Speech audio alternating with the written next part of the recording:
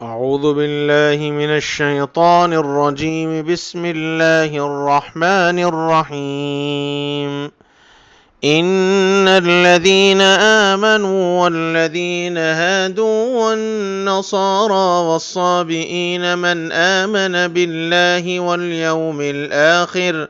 واليوم الآخر وعمل صالحا فلهم أجرهم عند ربهم ولا خوف عليهم ولا هم يحزنون۔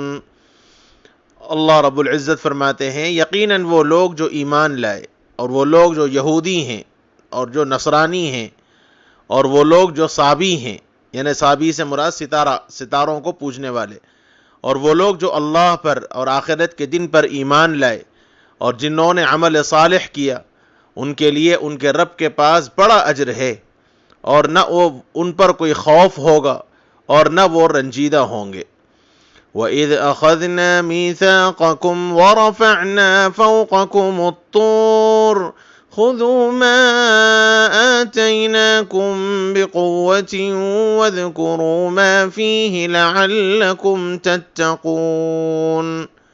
فرمایا کہ ذرا وہ وقت یاد کرو جب ہم نے تم سے توریت پر عمل کرنے کا عہد لیا تھا اور طور پہاڑ کو تمہارے اوپر اٹھا کھڑا کیا تھا،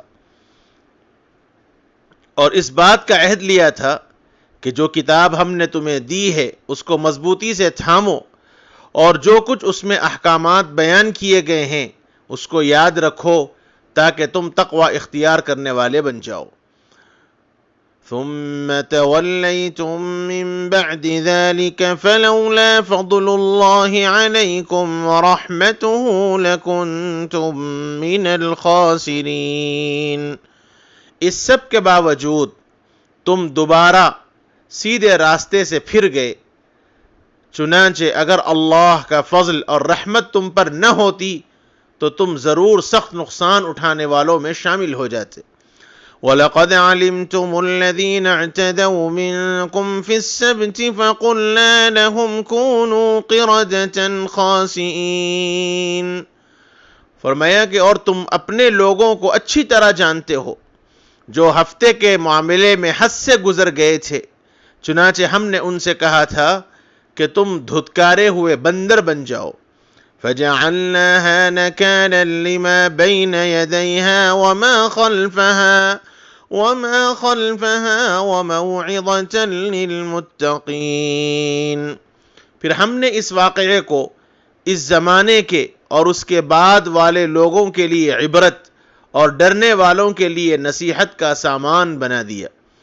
وَإِذْ قَالَ مُوسَى لِقَوْمِهِ إِنَّ اللَّهَ يَأْمُرُكُمْ أَن تَذْبَحُوا بَقَرَةً قَالُوا أَتَتَّخِذُنَا هُزُوًا قَالَ أَعُوذُ بِاللَّهِ أَنْ أَكُونَ مِنَ الْجَاهِلِينَ۔ ذرا وہ وقت یاد کرو جب موسیٰ علیہ السلام نے اپنی قوم سے فرمایا کہ یقیناً اللہ تم کو اس بات کا حکم دیتا ہے کہ تم ایک گائے ذبح کرو، تو ان لوگوں نے کہا کہ کیا آپ ہمارا مذاق اڑاتے ہیں؟ تو حضرت موسیٰ علیہ السلام نے فرمایا کہ میں اس بات سے اللہ کی پناہ مانگتا ہوں کہ میں ان لوگوں میں سے ہو جاؤں یا میں ایسے نادانوں میں سے ہو جاؤں جو مذاق میں جھوٹ بولیں۔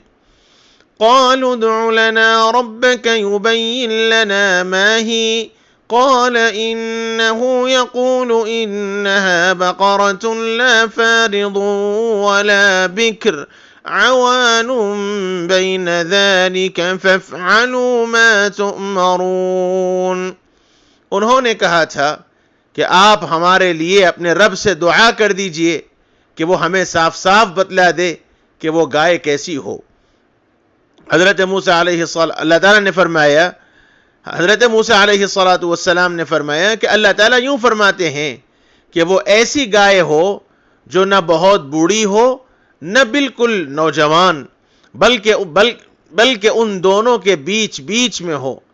بس اب تم کو جس بات کا حکم دیا گیا ہے تم اسے کر گزرو۔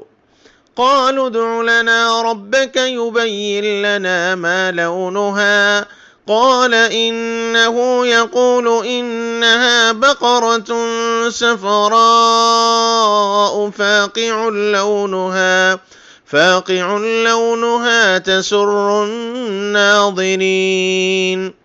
ان لوگوں نے کہا کہ آپ ہمارے خاطر اپنے رب سے یہ درخواست کیجئے کہ وہ ہمیں صاف صاف بتلا دے کہ اس کا رنگ کیسا ہو۔ حضرت موسیٰ علیہ السلام نے فرمایا کہ اللہ تعالیٰ فرماتے ہیں کہ وہ ایسے تیز پیلے رنگ کی گائے ہو جو دیکھنے والوں کا دل خوش کر دے۔ قالوا ادع لنا ربك يبين لنا ما هي إن البقرة شابه علينا وإنا إن شاء الله لمهتدون۔ پھر انہوں نے یوں کہا کہ آپ ہمارے لیے اپنے رب سے یہ دعا کر دیجئے کہ وہ ہمارے سامنے یہ صاف صاف بیان کر دے کہ وہ کیسی ہو۔ یقیناً اس گائے نے تو ہمیں شبہ میں ڈال دیا ہے، اور اگر اللہ نے چاہا تو ہم ضرور اس کا پتہ لگا لیں گے۔ قال إنه يقول إنها بقرة لا ذلول تثير الأرض ولا تسقي الحرث مسلمة لا شية فيها قالوا الآن جئت بالحق فذبحوها وما كادوا يفعلون۔ حضرت موسیٰ علیہ السلام نے فرمایا کہ اللہ تعالیٰ فرماتے ہیں کہ وہ ایسی گائے ہو جو کام میں جت کر زمین نہ گاہتی ہو اور نہ وہ کھیتی کو پانی دیتی ہو، پوری طرح صحیح سالم ہو، جس میں کوئی داغ نہ ہو۔ انہوں نے کہا کہ ہاں، اب آپ ٹھیک ٹھیک بات لے کر آئے ہیں۔ اس کے بعد انہوں نے اسے ذبح کر دیا، جبکہ لگتا ایسا تھا کہ وہ ہرگز یہ کام نہیں کر پائیں گے۔ صدق اللہ العظیم۔